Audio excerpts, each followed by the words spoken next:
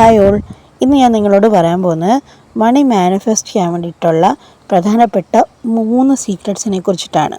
Okay, ഇപ്പോൾ നമ്മളുടെ ലൈഫിൽ എല്ലാവർക്കും പൈസ എന്ന് പറയുന്നത് വളരെ ഇമ്പോർട്ടൻ്റ് ആയിട്ടുള്ള കാര്യമാണല്ലേ. എന്തൊക്കെ പറഞ്ഞാലും പൈസ ഇല്ലാതെ പറ്റത്തില്ല.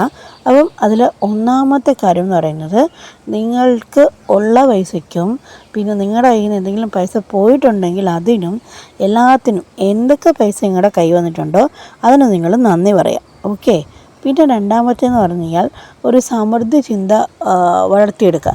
അതായത് നമ്മുടെ കയ്യിൽ പൈസ ഇല്ല, നമ്മളിപ്പോൾ എപ്പോഴും പൈസ ഇല്ല എന്ന് പറഞ്ഞു കഴിഞ്ഞാൽ ആ പൈസ ഇല്ലാത്ത അവസ്ഥ തന്നെ ഉണ്ടാകത്തേ ഉള്ളൂ. അപ്പോൾ അത് മാറ്റി ഒരു സമൃദ്ധി ചിന്ത നമ്മൾ ഉണ്ടാക്കിയെടുത്തു കഴിഞ്ഞാൽ അത് നമുക്ക് മണി മാനിഫെസ്റ്റ് ചെയ്യാൻ ഹെൽപ്പ് ചെയ്യുന്നതാണ്. പിന്നെ അടുത്തതെന്ന് പറയുന്നത്, നമ്മുടെ ഗോൾസ് കൃത്യമായിട്ട് എഴുതി വയ്ക്കുക. ഞാനൊരിക്കലും മാനിഫെസ്റ്റേഷൻ എന്ന് പറയുന്നത് വെറുതെ ഓരോന്ന് ചിന്തിക്കുന്നതിന് സപ്പോർട്ട് ചെയ്യുന്ന വ്യക്തിയല്ല.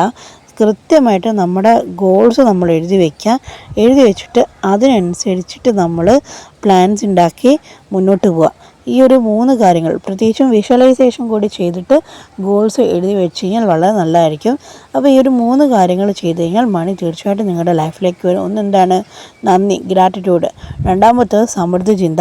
മൂന്നാമത്തത് ഗോൾസ് എഴുതി വെച്ച് വിഷ്വലൈസ് ചെയ്തിട്ട് ചെയ്യുക. ഓക്കെ, അപ്പോൾ ഒരു മണി മാനിഫെസ്റ്റേഷൻ വർക്ക്ഷോപ്പ് ഈ ഒരു ജൂൺ 9 തൊട്ട് 11 വരെ നടത്തുന്നുണ്ട്. താല്പര്യമുള്ള ആൾക്കാർക്ക് താഴെ കൊടുത്തിരിക്കുന്ന നമ്പറിൽ കോൺടാക്റ്റ് ചെയ്യാവുന്നതാണ്. അതോടൊപ്പം വിഷൻ ബോർഡ് എന്താണെന്ന് അറിയാനും വിഷൻ ബോർഡിനെ കുറിച്ചിട്ട് മാത്രം പഠിക്കാനും ആഗ്രഹമുള്ള ആൾക്കാർക്കും എന്നെ കോൺടാക്റ്റ് ചെയ്യാവുന്നതാണ്.